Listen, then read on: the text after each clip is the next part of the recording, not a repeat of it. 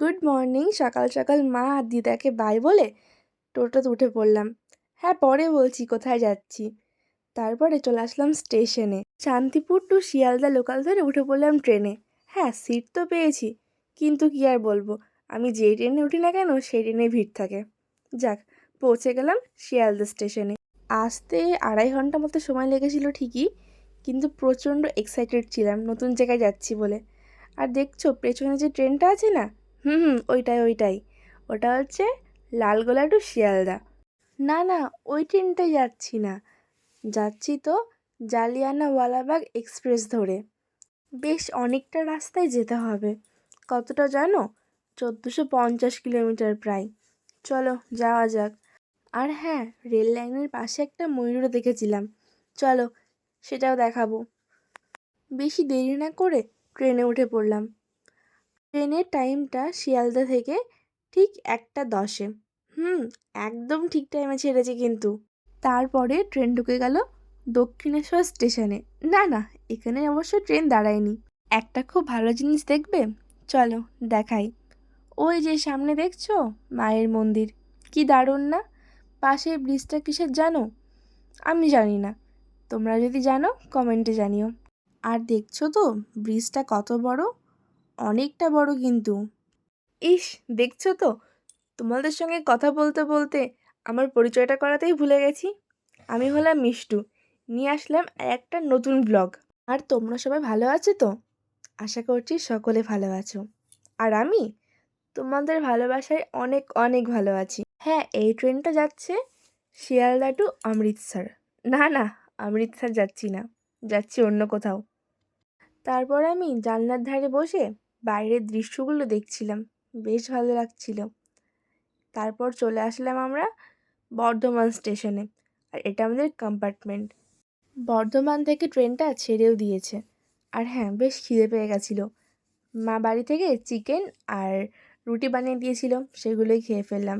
তারপরে ঢুকে পড়লাম কোথায়, দুর্গাপুরে। আর এখানে না কত খেজুর গাছ, জানি না এখানে এত খেজুর গাছ কেন, দেখতে কিন্তু খুব ভালো লাগছিল। তারপর বেশ খানিকটা যাওয়ার পর আমরা পৌঁছে গেলাম অন্ডাল স্টেশনে। আর যখন যখন যে স্টেশনে ট্রেনটা ঢোকার সময়, ঠিক একদম পারফেক্ট সেই সময়ে ট্রেনটা ঢুকেছিল। দেখছো, তোমাদের বলাই হয়নি। হ্যাঁ, আমি যাচ্ছিলাম দিল্লি। না না, একা ছিলাম না, সাথে ছিল বরমশাইও।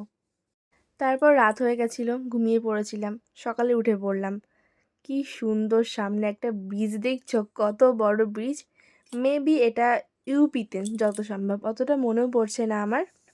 তারপর আমাদের ট্রেন ঢুকে পড়লো কানপুর সেন্ট্রালে। স্টেশনটা কিন্তু বেশ বড় ছিল, দেখতে অনেক ভালো লাগছিল। আর রাত্রে ঘুমিয়ে থাকার কারণে গয়া স্টেশনের কোনো শ্যুট নেওয়া হয়নি। ভেবেছিলাম তোমাদেরকে ওটাও দেখাবো, কিন্তু বেশ রাত হয়ে গেছিলো, তাই আর দেখাতে পারলাম না।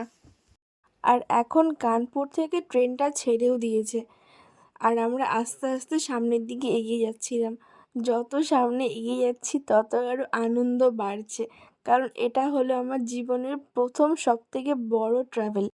আর এইভাবেই আমরা আস্তে আস্তে সামনের দিকে এগিয়ে চলেছি। আর তখন বললাম না একটা ময়ূর দেখেছিলাম, ওই দেখো, দেখতে পাচ্ছ কি সুন্দর না? ট্রেনটা দিল্লিতে ঢোকার আগে একটা অনেক সুন্দর জিনিস দেখলাম। লালকেল্লা। জীবনের প্রথমবার এটা দেখলাম আমি। আর জানো আমাদের ট্রেনটা কত লেট ছিল? প্রায় 7.5 ঘন্টা মতো লেট ছিল, কারণ আমাদের ট্রেন থেকে নামার কথা সকাল 9টার সময়, আর সেটা নেমেছি কখন জানো? বিকেল 4:30। এই দেখো, কথা বলতে বলতে দিল্লি স্টেশনে ট্রেন ঢুকেও গেল। বেশ অনেকটা বড় স্টেশন কিন্তু। আর এটা ছিল ওল্ড দিল্লি, নিউ দিল্লি না কিন্তু। আমাদের ট্রেনটা ওল্ড দিল্লিতে গিয়েছিল। আমরা এখন ট্রেন থেকে নেমে স্টেশনের সামনে চলে এসেছি। তারপর অটো করে চলে গেলাম, গিয়ে একদম লেট করিনি। পৌঁছে খাওয়া দাওয়া করে তাড়াতাড়ি রেডি হয়ে আবার বেরিয়ে পড়েছি। হ্যাঁ, এটা হচ্ছে কাশ্মীরি গেট। দেখছো কত গাড়ি, বেশ ভিড় ছিল কিন্তু, অনেক গাড়ি এখানে। আমি এখানে ওয়েট করছিলাম বাসের জন্য, কখন বাসটা আসবে। কিছুক্ষণ ওয়েট করার পর বাস সামনে চলেও আসলো। আর আমাদের লাগেজগুলো বাসের মধ্যে রাখা হচ্ছিল।